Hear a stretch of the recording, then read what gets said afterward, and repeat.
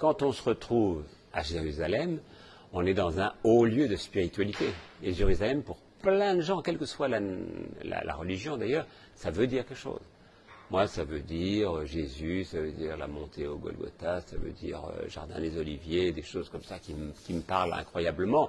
Puis après, ça veut dire ce que j'ai découvert du monde et des mondes de Jérusalem, de ces 4 quartiers qui coexistent, et puis de tout ce qu'il y a autour, et puis évidemment, en tant que journaliste, de tous les enjeux internationaux, mondiaux, stratégiques que j'ai eu à commenter pendant une trentaine d'années quand je présentais le journal télévisé. C'est à la fois un nombril du monde, ça on le sait parce que chacun se le revendique comme étant son propre nombril, première chose, et 2, le centre du monde, ne serait-ce que du monde de l'histoire, l'histoire là, et la spiritualité a suinté tout au long de cette immense colline.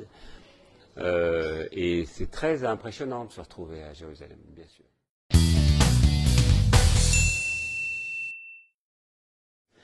J'en ai toujours eu besoin. D'abord, j'ai commencé par ça, puisque quand j'étais jeune, j'ai écrit des poèmes d'abord, dont un que j'ai lu hier soir à Jérusalem, et je vais peut-être relire ce soir à Tel Aviv.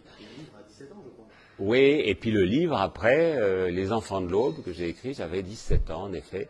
Puis j'en ai écrit un tout de suite dans la foulée, mais je ne les ai pas publiés, ce livre, ce n'était pas mon intention. Je les ai publiés beaucoup plus tard, 15 ans plus tard. Les Enfants de l'Aube a été un formidable succès. Et pour moi, je suis d'abord, je me considère chronologiquement d'abord comme écrivain, c'est ce que je voulais faire quand j'étais petit. Et puis un jour, comme ça, l'annonce d'un concours sur France Inter, je dis OK, le concours s'appelait Envoyé spécial, ça dure un an, il y avait 2 000 à 3 000 candidats et je finis par gagner ce concours et le but c'était de rentrer à la radio. Or moi je ne voulais pas être journaliste au départ. Donc je suis devenu journaliste, je ne dirais pas par la force des choses, mais grâce au destin. Et j'ai quand même toujours eu le besoin, la nuit notamment, parce que j'ai eu beaucoup de mal à dormir, de lire, d'écrire. Et ce qui fait que j'ai dû écrire 60-70 livres grâce à ces insomnies et grâce à ce goût que j'ai. Donc, en gros, le journalisme le jour, comme son nom l'indique, et puis la nuit, les rêves, l'évasion, les passeports pour toutes sortes de départs ou d'errances. Ben oui, j'ai juste tendance à revenir au fameux slogan de mai 68, là, faites l'amour, pas la guerre. Et c'est vrai que, vous savez, et comme la musique aussi, quand on dit la musique adoucit les mœurs, c'est vrai. Et on a besoin de ça. On a besoin d'avoir des mœurs qui s'élèvent ou l'âme qui s'élève, et pas uniquement qui se racornit, car c'est ça qui se passe quand on fait affronter des communautés ou des pays ou des êtres, on ne s'épanouit pas. Et la musique peut aider à l'épanouissement, la poésie peut aider à l'épanouissement, la littérature. Et je ne saurais trop conseiller aux hommes politiques qui n'ont pas, hélas, souvent le temps, de lire, de continuer à lire. C'est très important. Et parce qu'on prend un recul. Et puis les gens ont besoin de ça. Tout le monde a besoin de ça.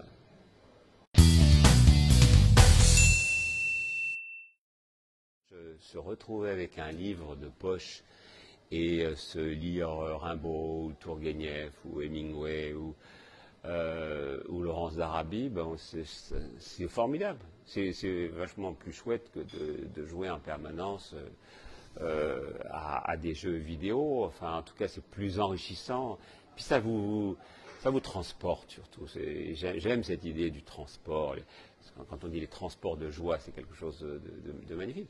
Eh ben, on peut trouver ces vrais beaux transports. Il ne faut pas se laisser avoir uniquement par l'écran. L'écrit, c'est aussi vraiment très utile. D'abord, vous en écrivez beaucoup, vous en commentez beaucoup, vous adorez commenter, donc vous disputez, donc de ce point de vue, c'est formidable. Puis vous avez un avantage que peu de gens n'ont pas, c'est que vous avez 25 heures de la semaine qui tout d'un coup vous coupent du monde. Et ça, c'est formidable. Alors plutôt que de regarder, téléphoner, de regarder ces alertes, tout ça, eh ben, on se met à lire pendant le Shabbat. Et c'est très utile. Je pense que ça a dû aider. on ne parle de littérature que quand il s'agit d'un livre ou d'une polémique, et c'est un peu dommage. Bon, c'est intéressant sur le plan sociologique, parce que ça en dit long sur notre époque, qui ne peut plus laisser passer des choses très permissives et même inacceptables. On est obligé de le dire.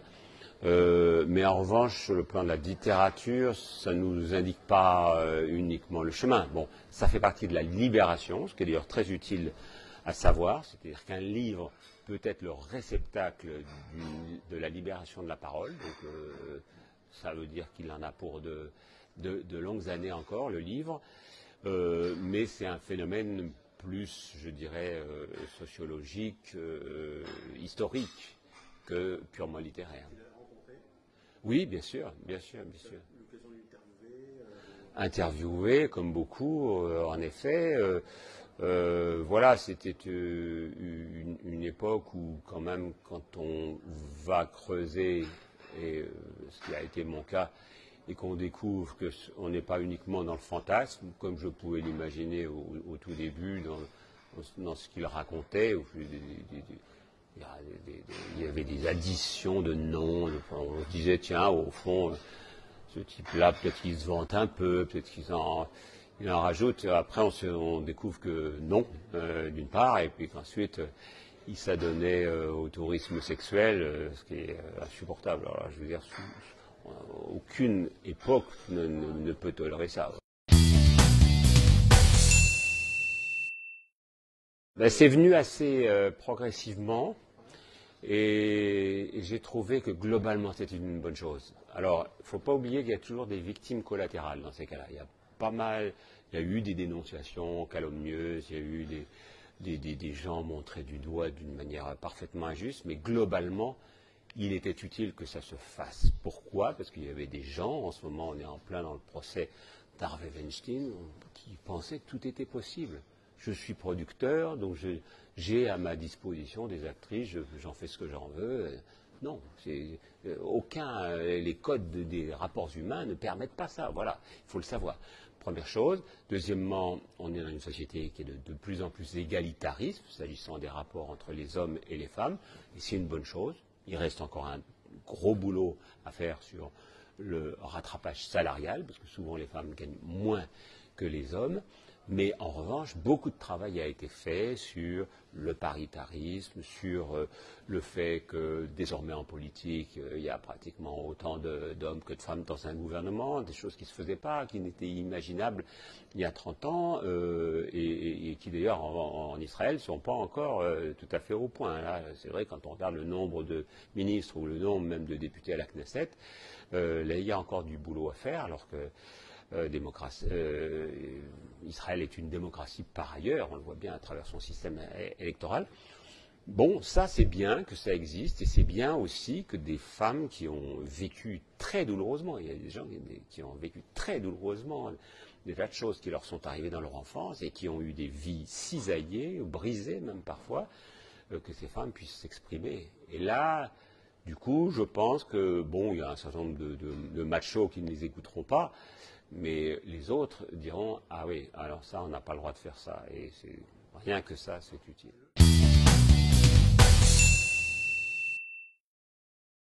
Alors moi, j'ai un rapport un peu différent, parce que quand j'avais 15, 16, 17 ans, j'étais plutôt mystique. J'avais réchappé d'une maladie assez grave, dont j'aurais pas dû réchapper d'ailleurs, et voilà, le fait d'être vivant, d'être un survivant d'une certaine façon, ça m'avait peut-être dopé, ça m'a d'ailleurs beaucoup aidé dans toutes mes entreprises, et ça m'avait en effet rapproché à ce moment-là de Dieu, parce que j'avais un aumônier qui était un type formidable. Puis malheureusement, dans la vie, j'ai eu pas mal d'accidents de parcours assez dramatiques, surtout concernant mes enfants. J'ai eu 7 enfants, mais j'ai perdu 3 filles. L'une de la mort subite du nourrisson, une autre à la naissance, et une troisième qui s'est suicidée à cause de l'anorexie. Et c'est vrai que dans ces cas-là, bon, il y a des gens qui se précipitent complètement dans les bras de la religion, il y en a d'autres qui se disent, eh ben, c'est pas possible. Si Dieu permet ça, qu'un père, une mère perdent 3 enfants, c'est pas juste, quoi. Et j'ai eu beaucoup de mal, et j'ai toujours beaucoup de mal. Et en même temps, je suis dans cette recherche, j'ai envie de savoir ce qu'il y a derrière, s'il y a quelque chose derrière, et j'aimerais croire. Et voilà, je suis pas, vous voyez, je suis pas fermé, mais je suis dans un immense doute. Et par ailleurs, étant journaliste, un peu comme saint Thomas, j'aime bien vérifier, toucher, recouper, etc. Seul problème, nous dirait Claude Lelouch, c'est que justement, il n'y a personne qui vous dira le contraire en face, et personne ne vous donnera la preuve définitive. C'est d'ailleurs la beauté de la foi, c'est qu'il n'y a pas une preuve définitive. Mais il y a un espoir. Il faut y croire, voilà. C'est super dommage. C'est dommage pour nous qui sommes français et qui avons un tissu nourri de 1000 origines. Et le fait qu'il y ait des juifs, ils étaient 500 000, ils sont peut-être plus proches de 400 000 maintenant, était important. Et on voit bien que dans un certain nombre de domaines, ils ont même été capitaux. Donc, moi, j'ai pas envie de les voir partir. Franchement, je ne m'y résous pas. Et je comprends très bien des gens qui choisissent le départ pour des raisons religieuses ou des raisons de haute spiritualité. Je comprends moins bien ceux qui choisissent le départ pour des raisons fiscales, mais ça existe aussi, hein. Et en revanche, je m'attache à ceux qui partent parce qu'ils nous disent, moi, je ne me sens plus en sécurité dans ce pays qui s'appelle la France, et je pense qu'il y a de l'antisémitisme. Et ça me rend super malheureux, parce que j'ai tendance à leur dire que non, je le sais, pour interroger plein de gens dans plein de milieux. Oui, il y avait un antisémitisme classique qui a été théorisé par des intellectuels, y compris des grands intellectuels, et pas uniquement par Céline, hein. Il y a beaucoup de gens qui écrivaient des horreurs absolues. Ces gens ont disparu progressivement, et assez vite. Si vous voyez même l'évolution de la famille Le Pen, c'est très intéressant. Jean-Marie Le Pen, c'est l'homme qui fait le jeu de mots sur du rafour crématoire, et sa fille, absolument pas. Au contraire, elle est entourée. Donc le sujet n'est plus là. En revanche, arrive un autre antisémitisme, qui est celui des banlieues, qui est un antisémitisme pas du tout théorisé, de frustration essentiellement, où on va chercher toujours l'autre, l'étranger, celui qui n'est pas comme soi. Et puis il y a ça aussi, ça rajoute à ça la politique Israël, mais c'est deux choses à part. Mais l'antisémitisme, profondément, il n'est pas dans l'âme française d'aujourd'hui, je le pense, vraiment. Je le dis avec force, je sais bien qu'un certain nombre de vos auditeurs ou téléspectateurs n'en sont pas convaincus, mais je le sais. Je le sais parce que Simone Veil était en tête de tous les sondages de popularité de tout le temps et de son vivant, et aujourd'hui encore. Donc ça va être très compliqué. Ça va être très compliqué parce qu'ils sont nombreux, parce qu'on a laissé ces territoires en déshérence. Ils ne sont pas du tout occupés de nos banlieues. Donc des gens ont grandi n'importe comment, comme des herbes folles. Et donc voilà, et puis pendant ce temps-là, il y a des gens qui ont tenté la radicalisation, l'islamisation des esprits et surtout la solution de l'islam politique. Et moi, j'ai horreur qu'on puisse mêler la religion et le politique. Bon, je sais pas. Alors ça, c'est très difficile. J'ai dû présenter 10 000 journaux télévisés, entre 8 ans sur la 2, 21 ans sur la 1. Je sais pas. Celles qui m'ont le plus pris à la gorge, c'est quand j'annonçais la mort de gens que j'aimais beaucoup, type Brel ou Montand ou Brassens, tout ça. Ça, c'est vrai que c'était des moments évidemment très, très forts. Je me réjouissais pas des guerres, contrairement à un certain nombre de mes camarades qui parfois en faisaient un peu un fonds de commerce, parce qu'on dit ah oui, une guerre ou un conflit ou un problème, ça va susciter des téléspectateurs supplémentaires. Non, il y a eu des beaux moments, il y a eu des très très beaux moments. Moi j'aime quand les gens se serrent la main, quand les gens apprennent des choses sur les autres. quand ils découvrent des vertus qui ne sont pas forcément les leurs, sur l'altruisme, tout ça, oui. Quand je recevais Sœur Emmanuelle, elle venait de son bidonville du Caire et elle me disait Yallah, et elle disait ça à tous les téléspectateurs. C'est beau, c'est quand même une belle leçon, et heureusement qu'il y a des hommes et des femmes comme ça sur Terre.